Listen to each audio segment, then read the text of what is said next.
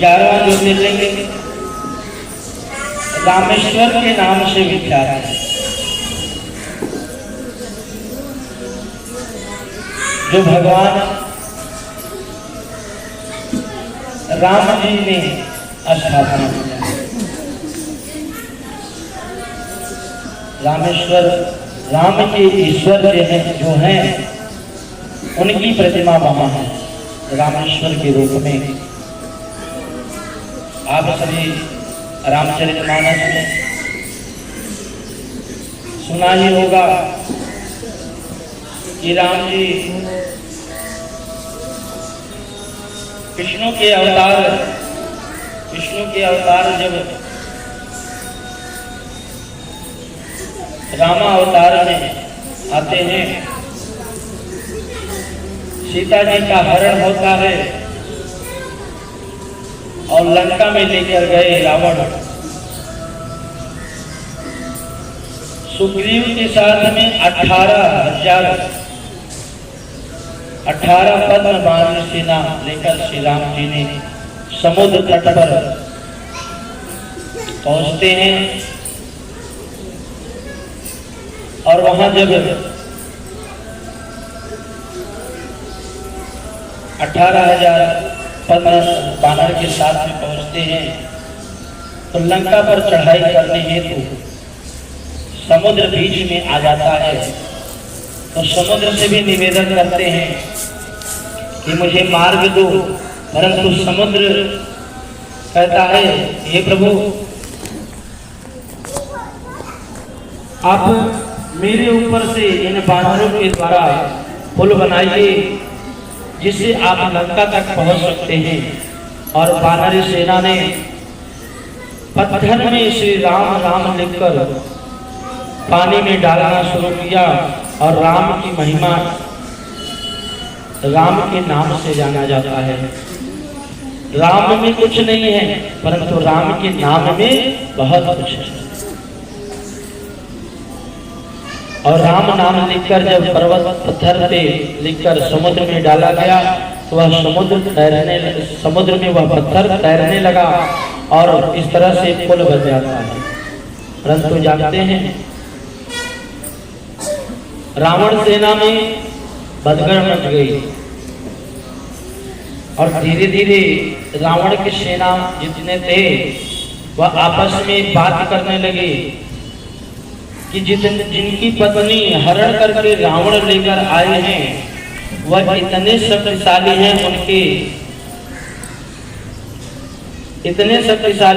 उनके जो गण लोग हैं, बानर लोग हैं, वह इतने शक्तिशाली हैं कि पत्थर भी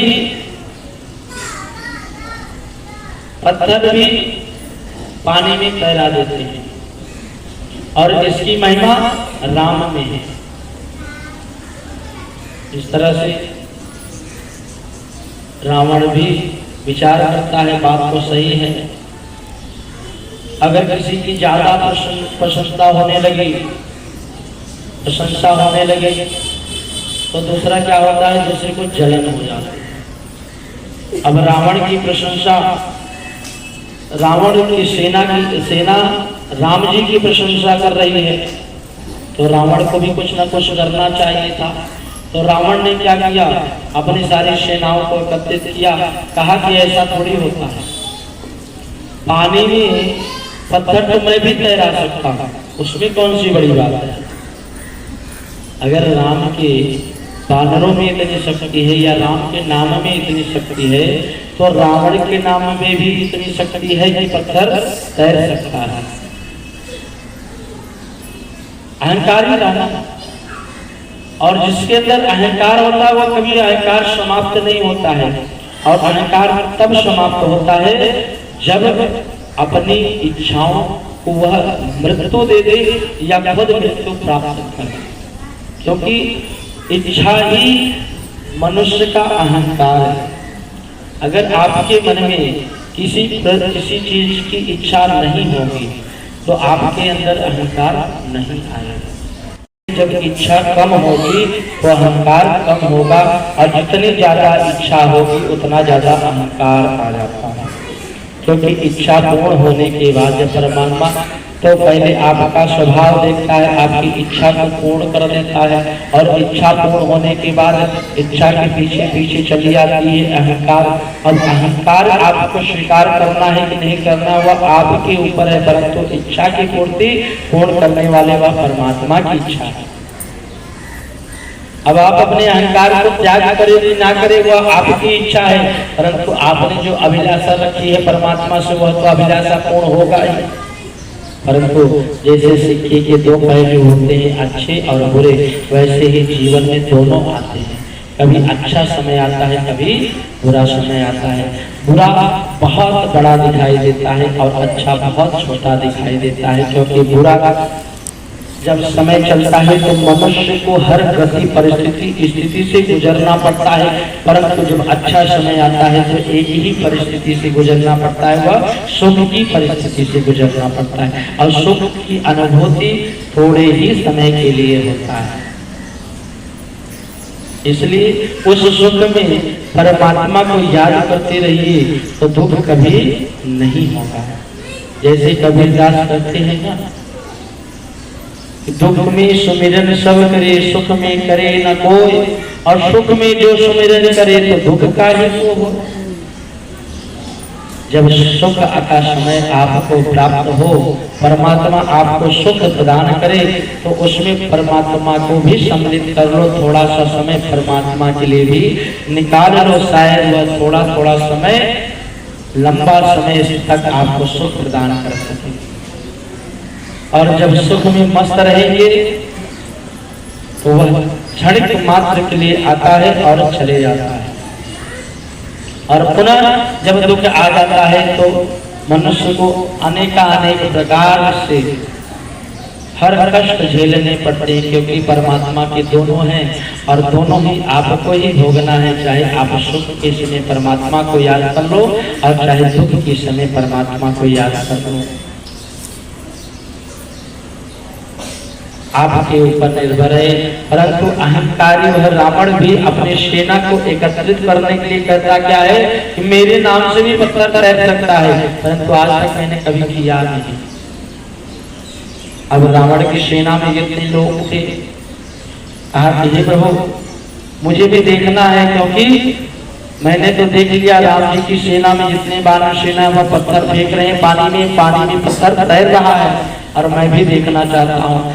और रावण ने कहा कि अब इन लोगों को संतुष्टि करना पड़ेगा, और नहीं करेंगे तो यह पलटी खा जाएंगे, युद्ध भी नहीं करेंगे, और युद्ध नहीं करेंगे तो इनकी मृत्यु नहीं होगी, और अगर इनकी मृत्यु नहीं होगी तो इन्हें मोक्ष नहीं मिलेगा। रावण बड़ा ज्ञानी था, सबसे बड़ा ज्ञानी वही था इस सृष्टि में, आज उसका सबसे प्रथम नाम लिया जाता है। साधु संत इत्यादि बहुत बड़े बड़े हुए, महर्षि वेदव्यास जी हुए, परंतु अगर ज्ञानियों में देखा जाए तो रावण का सर्वप्रथम नाम आता है। रावण ने स्वयं एक रावण संगीता ही बना लिया था, और रावण संगीता ऐसी पुस्तक है जिसका उच्चारण आज तक संतों भी नहीं कर पाए हैं पूर्ण रूप से, उसका अर्थ नहीं निकल पाया है। उसका अर्थ क्या है? वेद का अर्थ निकाल लिए साधु ने, परंतु रावण संगीता का अर्थ नहीं निकल पाया है। रावण ने अपनी सेना को आश्वासन देते हुए कहा कि मैं भी पत्थर छोड़ूंगा, और वह भी रात्रि का समय निकलता है पत्थर लेकर। उसकी सेना रात्रि जब चंद्रमा उग जाता है, प्रकाश चंद्रमा का पहला होता है, उस रात्रि में वह पत्थर लेकर मंगाता है, और पत्थर पे लिखाता क्या है? राम। और मन में विचार करता है उस राघवेंद्र का, हे प्रभु यह पत्थर आपके नाम से चढ़ता है, रावण और राम, और रावण रंग कर उसमें बिंदरी डाल देता है, और बिंदरी डालने पर राम का जो अंक है, अक्षर है, वह रंग है, और रंग मतलब होता ही है राम। और उसने रावण ने ऐसा ही किया, रंग लिखकर पानी में छोड़ देता है और रावण के छोड़े हुए वह पत्थर भी तैरने लगते हैं। तब जाकर लंका में सबको विश्वास हुआ कि मेरे रावण के पास भी बहुत ताकत है। परंतु रावण छलिया था, घमंडी अभिमानी था। और जानते हैं जब सेतु बन रहा था तो राम जी ने स्वयं पत्थर समुद्र में डाला कि तैरेगा कि नहीं तैरेगा, क्योंकि बानरों के द्वारा राम राम लिखकर पत्थर तैर रहा है तो मेरे द्वारा छोड़ने पर पत्थर तैरेगा कि नहीं। और जब उन्होंने पत्थर छोड़ा पानी में तो वह पत्थर डूब जाता है और बगल में हनुमान जी बैठे रहते हैं, मुस्कुराते रहते हैं। राम जी ने जब देखा हनुमान जी मुस्कुरा रहे हैं तो कहा, हे हनुमान जी आप मुस्कुरा क्यों रहे हो, हंस क्यों रहे हो? पहले तो हनुमान जी ने मना किया कि नहीं प्रभु, ऐसे ही आपकी भक्ति कर रहा था इसलिए मुस्कुरा दिया। कहा नहीं कोई और कारण है? कहा नहीं प्रभु। कहा कुछ तो बताओ। कहा प्रभु जिसे आप छोड़ दो वह कभी तैर नहीं सकता, जिसे आप छोड़ दो वह तैर नहीं सकता, जब तक आपके नाम से वह नहीं, आपके नाम से नहीं छोड़ा जाएगा तब तक वह तैरेगा नहीं। इसलिए आपका नहीं, आपके नाम की महिमा है। हनुमान जी कहते हैं आपके नाम की महिमा है। यहाँ राम जी के नाम की महिमा परम, राम जी के नाम की महिमा है। राम की महिमा तब जानते हैं लोग जब राम की महिमा को जानते हैं। और राम के नाम की महिमा जब नहीं जानता इंसान तो राम को क्या जानेगा। इसलिए लोग कहते हैं चाहे जिस अवस्था में आप हो राम का स्मरण करते रहिए। वह आप को विचार करने की आवश्यकता नहीं कि आप 4 मंजिले 5 मंजिलों पर रहोगे कि झोपड़े में, उसकी चिंता राम जी करेंगे कि आपको कहाँ रखना है। और जब तक उनकी इच्छा नहीं होगी आप चाहे जितना विचार कर लो, चाहे जितनी मेहनत करके धन इकट्ठा कर लो, उसमें से 2-4 लाख कम ही हो जाएंगे, घर नहीं ले पाएंगे। और जब राम जी की इच्छा हो जाएगी तो टूटे फूटे उस महल से आपको ऐसे सुंदर महल में बैठा देंगे कि आपको अनुभूति ही नहीं होगी कि हुआ कैसे होगा। न जाने कितने आपके सहयोगी खड़े हो जाएंगे आपकी मदद करने हेतु कि आप भी महल में आ जाओ, क्योंकि राम जी की इच्छा है। और जब तक राम जी की इच्छा नहीं होती है तब तक आप कितना भी कोशिश कर लो, धन इकट्ठित कर लो, संचय कर लो, कितना भी कर लो, आप वहां तक नहीं जा सकते। इसलिए राम के नाम की महिमा है और राम की गुणगान सभी को करना चाहिए।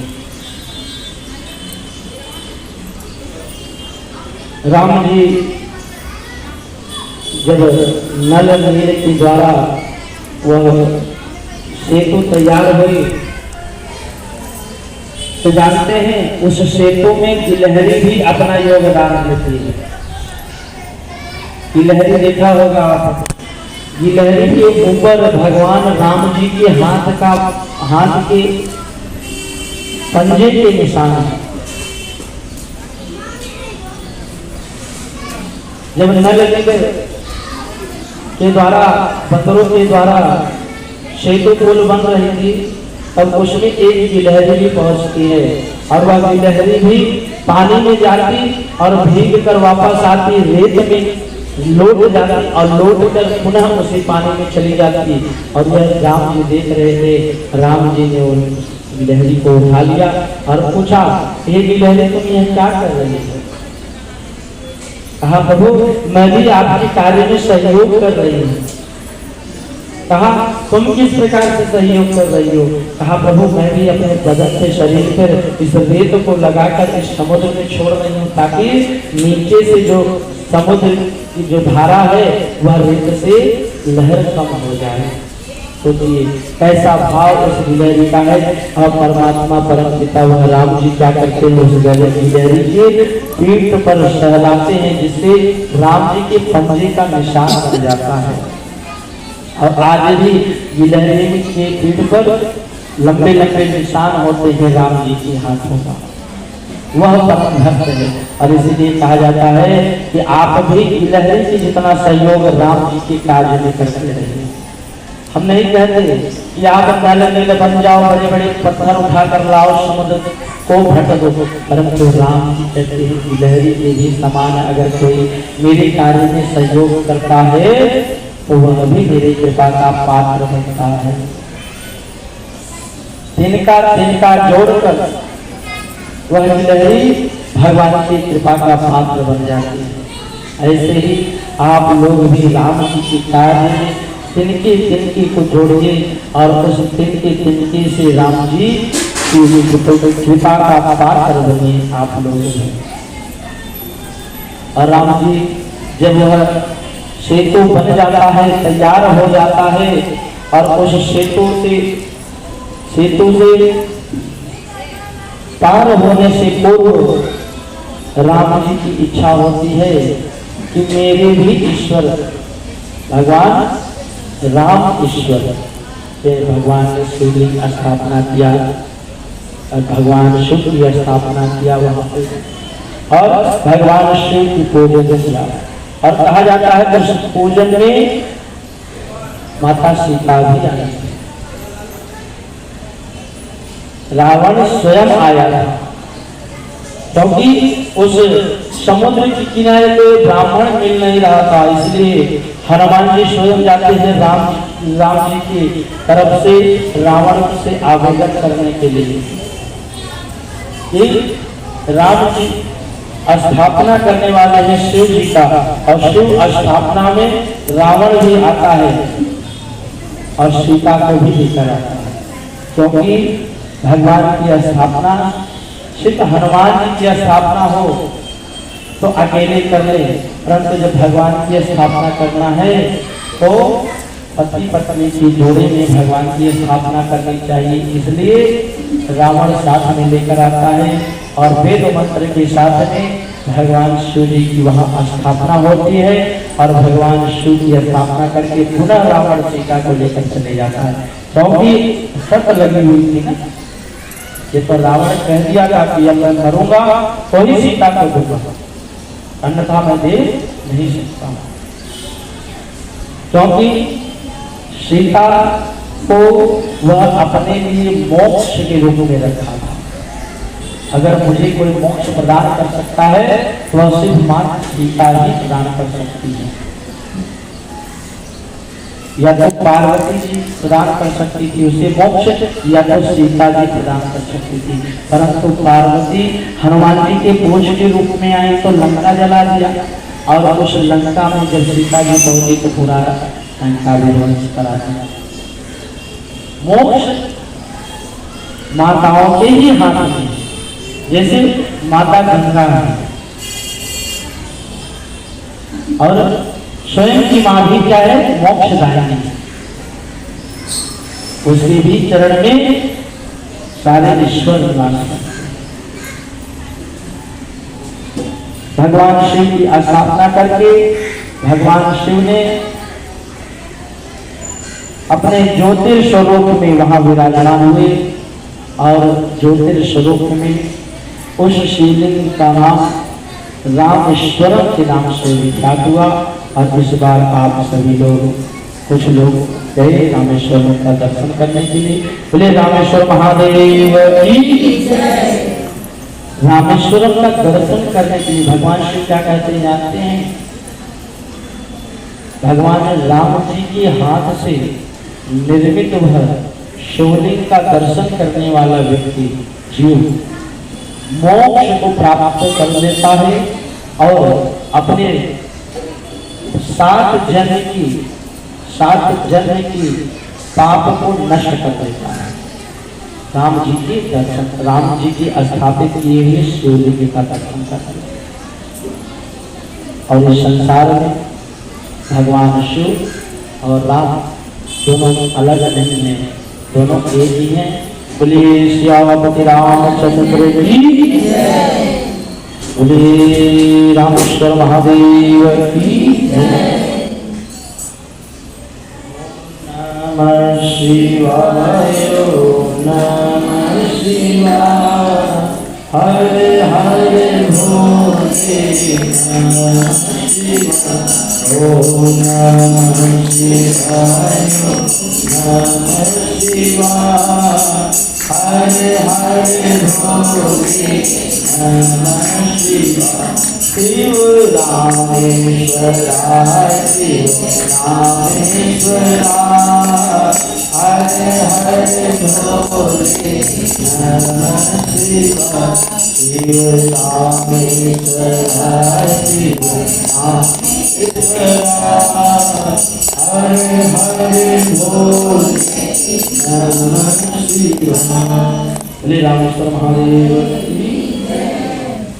अब लंका से जब राम जी वापस आने लगे तो जानते हैं रावण कौन था? ब्राह्मण थे। अब ब्रह्म हत्या लग गई राम जी को, है ना। भले ही वह निशाचर था, कुछ भी था, कैसा भी था, परंतु जाति से ब्राह्मण था, इसलिए राम जी को ब्रह्म हत्या लग गई। अब ब्रह्म हत्या लगने के कारण से राम जी अयोध्या नहीं जा सकते, इसलिए राम जी ने वहां 22 कुंड का निर्माण किया। गंगा, यमुना, सती, सरस्वती, भागीरथी, जितने भी तीर्थ स्थान हैं, सारे तीर्थों का निर्माण किया है और उस जल से स्वयं का अभिषेक कराया है संतों के द्वारा। फिर भगवान शिव के स्फटिक स्वरूप को वहां जो है स्थापना किया है। दूसरी बात, दो वहां शिवलिंग है, एक शिवलिंग रेत से बनी हुई है और एक स्फटिक शिवलिंग है जो पार्थिव प्रातः काल का दर्शन स्फटिक होता है, संध्या काल का भगवान शिव के पार्थिव स्वरूप का होता है। और उस कुंड से स्नान करने से महापाप और ब्राह्मण हत्या कर जाने से भी मनुष्य उस जल से स्नान करने से बच सकता है। बोले श्री रामचंद्र की।